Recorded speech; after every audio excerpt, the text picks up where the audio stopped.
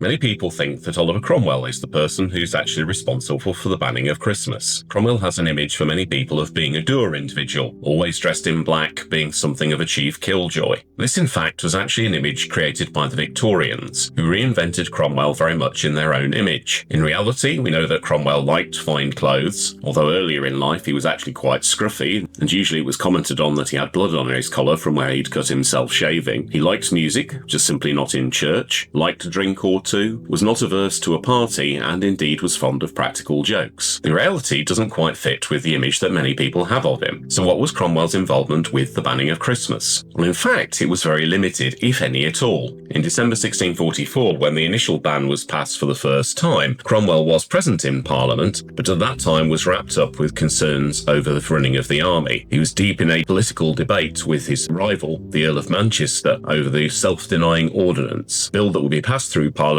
which would force most MPs and members of the House of Lords to resign their military commissions, paving the way for the reformation of Parliament's military forces and the creation of the new modelled army. At the time when the main ban was passed in June 1647, Cromwell was actually absent from Parliament. At that point, Parliament and the army had fallen out with each other, as Parliament owed the army and the soldiers arrears of pay. Cromwell was supportive of his men, and as a result of which he was actually under a threat of arrest by Parliament. So he had no direct involvement with the legislation that banned Christmas. He may have approved of the laws. He was a member of the Godly Party after all, and a Puritan, and he certainly did nothing to repeal the ban whilst Lord Protector. Interestingly though, although he has left us a huge amount of written material, more written material in terms of his letters and speeches than any other individual in British history prior to the reign of Queen Victoria, he doesn't mention Christmas in it once. So really, we don't know at all what he thought about it. Why then do people blame Cromwell for the banning of Christmas? Well, simply this is down to the fact that he's the most famous person associated with the parliamentarian cause in this period. Basically, we blame him because he's the person we've all heard of, even though in reality he had little, if anything, to do with it.